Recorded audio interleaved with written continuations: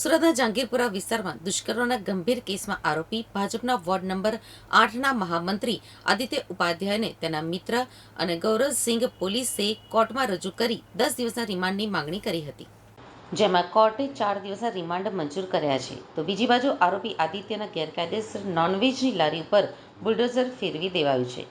સુરત શહેરમાં વધુ એક દુષ્કર્મની ઘટના સામે આવી હતી. ભાજપના વોર્ડના મહામંત્રી આદિત્ય ઉપાધ્યાય અને તેનો મિત્ર ગૌરવસિંહ રાજપૂત 23 વર્ષીય યુવતીને માદક પીણું પીવડાવી અર્ધબેભાન હાલતમાં કારમાં જહાંગીરપુરાની એક હોટલમાં લઈ ગયા હતા. અહીંયા બંને યુવતી ઉપર વારાફરતી દુષ્કર્મ આચર્યું હતું.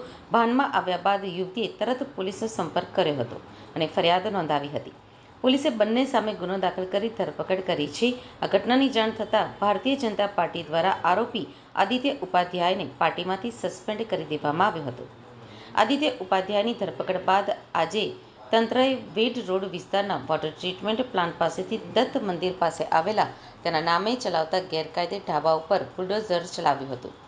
ખુલ્લા પ્લોટમાં શેડ બનાવી નોનવેજ ઢાબું ચલાવવામાં આવી રહ્યું હતું, જેને તંત્ર દ્વારા તોડી પાડવામાં આવ્યું છે. આ કેસને ગંભીરતાથી લઈ પોલીસે બંને આરોપીઓને કોર્ટમાં રજૂ કરતા પોલીસે 10 દિવસના રિમાન્ડની માંગણી કરી હતી. જોકે નામદાર કોર્ટે 4 દિવસના રિમાન્ડ મંજૂર કરતા હવે પોલીસના હાથમાં તપાસ માટે સીમિત સમય મળ્યો છે.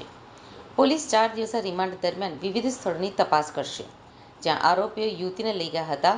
હોટલમાંથી સીસીટીવી ફૂટેજ, પેપર બિલ અને બીજી ડિજિટલ વિગતો જેવી સંયોગિક પુરાવાઓ એકત્ર કરશે. હોટલના રૂમની સ્થાનિક તપાસ ફોરેન્સિક ટીમ દ્વારા સામગ્રી એકત્ર કરવાની કામગીરી હાથ ધરાશે.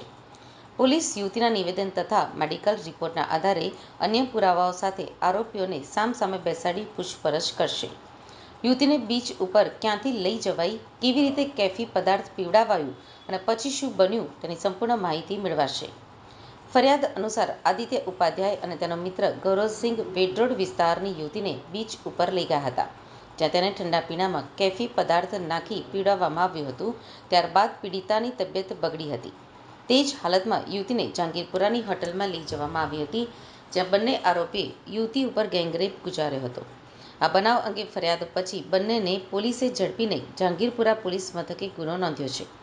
તપાસમાં જાણવા મળ્યું છે કે આદિત્ય ઉપાધ્યાય ભાજપ યુવા મોરચાનો કાર્યકર અને વોર્ડ નંબર 8નો વોર્ડ પ્રમુખ છે. ત્યારબાદ તાત્કાલિક અસરથી પાર્ટી દ્વારા તેને પક્ષમાંથી સસ્પેન્ડ કરવામાં આવ્યો છે.